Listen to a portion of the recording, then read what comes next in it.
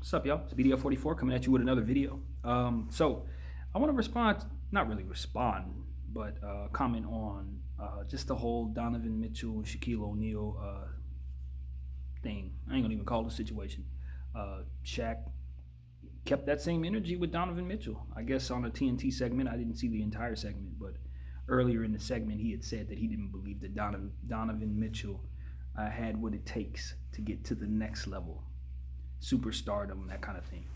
And at the end of the game or halftime, I'm not really certain. Shaq had an opportunity to speak with Donovan Mitchell, and he wanted to keep the same energy, as I said, and told him exactly this very same thing that he had said, and he said it to his face. Donovan's response was respectful, but short, letting him, you understood that Donovan was offended, but you also understood that Donovan wasn't about to throw no disrespect towards Shaq, despite probably feeling like he had maybe had been disrespected, or maybe not disrespected, but just had been kind of sold short by somebody you would, probably not expect to feel that kind of thing from. So was his feelings hurt? I think a lot of people's feelings are hurt. I don't know if Donovan's one of those individuals whose feelings would be hurt, but I know a lot of people would be in that situation, and you can use it as motivation, which I believe Donovan will do. I don't think Shaq meant any harm. I think it was a combination of things going on, just from my perspective. First of all, I think Shaq was giving you what you want, which is good television. Sometimes awkward TV is good TV. The second thing is Shaq doesn't have any problem telling you exactly how he feels. Sometimes it can rub people the wrong way. I know Shaq has no problem telling you how great he is, and he makes sure he gets his credit.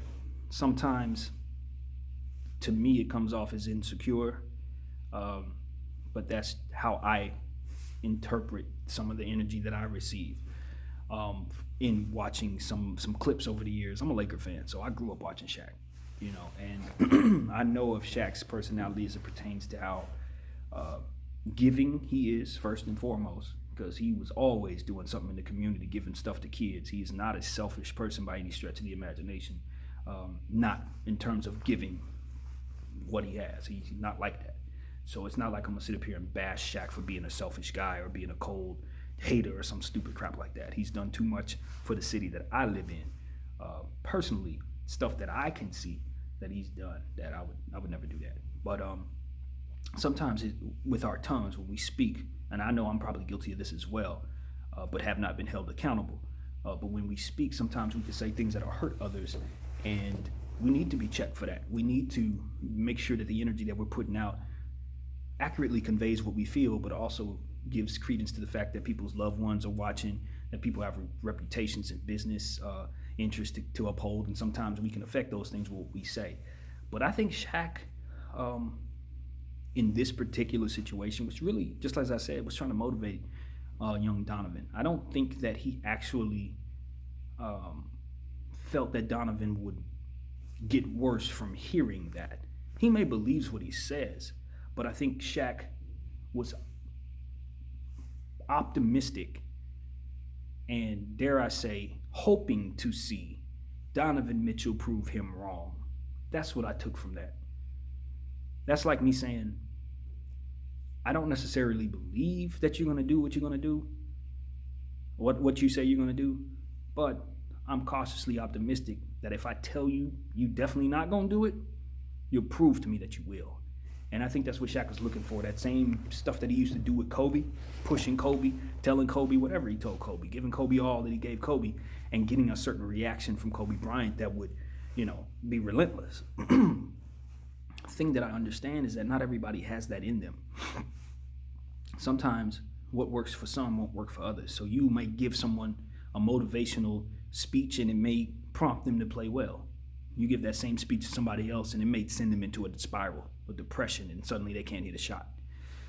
So you have to be, you have to know your audience when you're being critical of people, or being coming off in a way that seems like a hate. You got to be aware that it can be taken that way as well. So I just felt like a lot of people took what Shaq said as Shaq hating. Shaq has done a lot of being critical of players, particularly young players. It doesn't always rub me the right way. I ain't gonna lie to you. Sometimes he takes shots at people, and I just don't. I can't rock with some of the shots that he takes, particularly some of the big men. It's like, okay, you were greater than everybody. None of these dudes can see you in any way, shape, or form. Um, Reminding all of us and reminding some of them that they will never be on your level, it does nothing for making us feel good about you at all.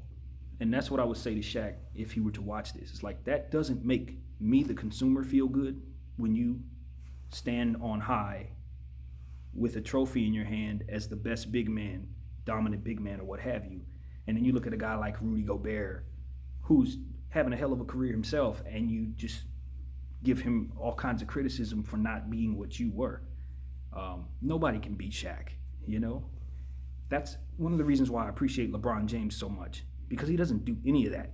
He doesn't throw his greatness in other people's faces, whether it be to motivate them or not. I haven't seen him do that since he's been a Laker, and isn't from afar. I never saw him do it in the past. He always is humble toward players, whether they are superstars or whether or not they are maybe not of that level. He still tries to be humble in regards to how he speaks of himself and how he speaks of others. Now, I know that there's been some issues, particularly in the bubble. There was a situation where he may have said a few things, and it was reported that he rubbed some people the wrong way, trying to stick his chest out a little bit. But that's something that I haven't seen or heard a whole lot from in regards to LeBron, which is why I use him as this example. We all have our strengths and weaknesses. I'm sure someone can get up here, pick my life apart, my personality apart, and make a whole lot of videos about what I do wrong. So I'm not gonna sit up here and act like I got it all together. But when I observe others and they come off as if they're trying to dish out bad energy for whatever reason, bad energy as in something that'll make someone feel bad, it's going to prompt thoughts in my head. And this one was the one that I felt like I should just kind of speak on. As I said, I think Donovan Mitchell handled it very well. And as far as I'm concerned, I don't agree with Shaq. I don't. I think Donovan Mitchell has shown me plenty to believe that he can take his game to another level from where he's at. That was the part that kind of confused me. I understood trying to motivate someone else. I can understand looking at a player and coming to that conclusion. What I don't understand is looking at Donovan Mitchell and coming to that conclusion. I don't understand that. And I'll tell you why. Donovan Mitchell was drafted to the Jazz. Jazz were not known for having high-powered offensive shooting guards. They're not. They've had some really good shooting guards over the years. I remember one guy, Jeff Hornacek, very underrated, fantastic from the era that I grew up watching. Super underrated guy. He was a very good shooting guard.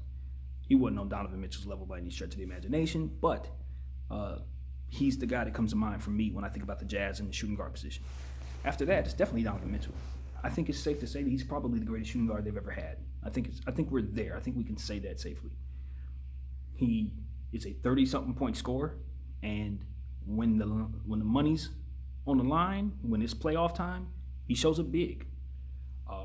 He showed us in the bubble that he was the truth. Going head to head with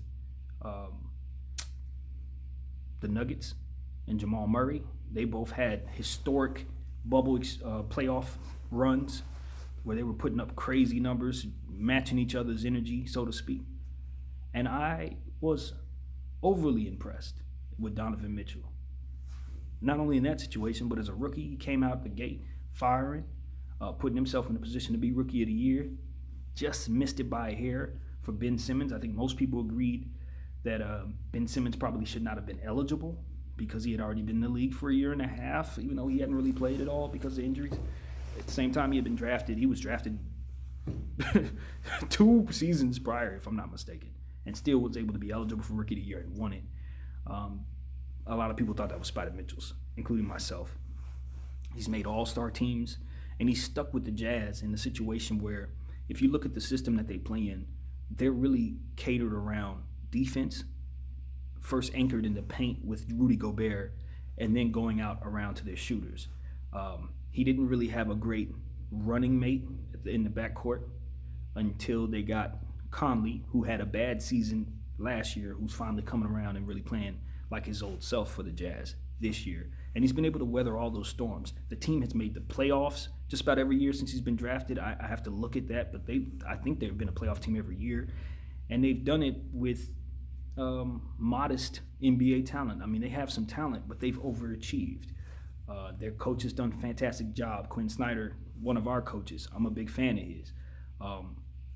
He's gotten the most out of those guys, and the focal point of their offense is Donovan Mitchell. And he keeps them in a position to score enough with teams that are otherwise more offensively inclined than the team that he has. And it's greatly credited to his offensive talent and his willingness to put himself out there and really do what his team needs, with the help of a guy like Jordan Clarkson, who also does a fantastic job of scoring consistently for the Jazz as well. So when I look at that Utah Jazz team, right now they're on, a 6-game winning streak? And Shaq said these things during that process when he had just come off a win. I mean, what was there not to believe in is what I'd ask a guy. Like, what do you see that would prompt you to feel that way? You know, if you're going to motivate a guy and you're going to use verbiage such as this to do so, I logically need to at least see some remnants of what it is that you see in order for that to really hit home with me. Because otherwise, it just sounds like you're just trying to kick his butt to make him feel better, or trying to kick his butt to make him play better. But realistically, it's like, well, that didn't seem like the greatest example, because I don't see any reason not to believe in the guy.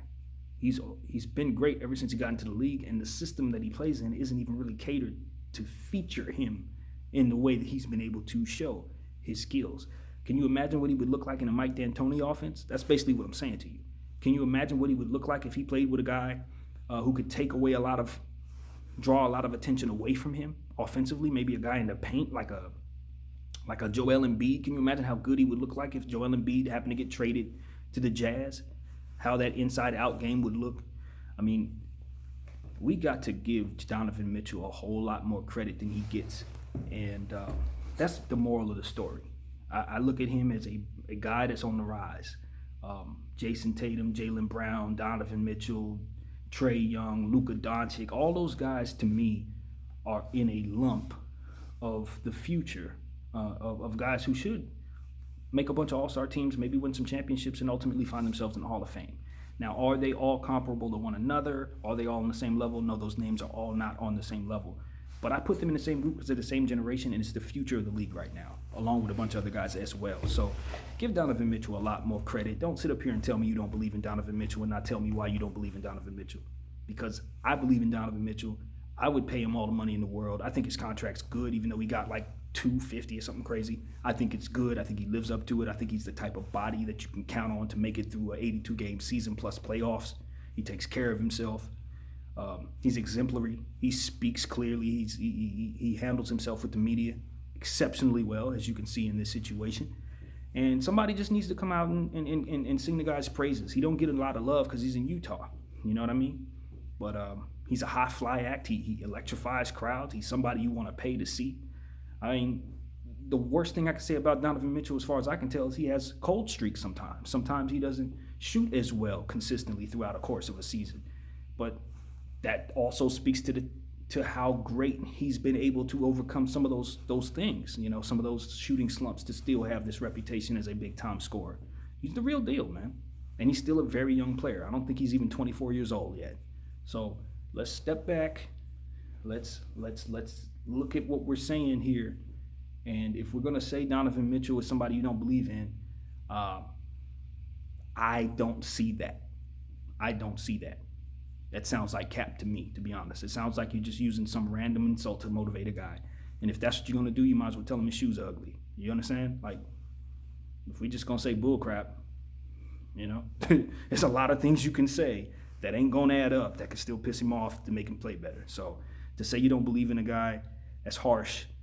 I can think of a bunch of guys Shaq could have said that too, and it would have made sense. It would have added up to all of us. That one didn't. Donovan Mitchell's upside is tremendous.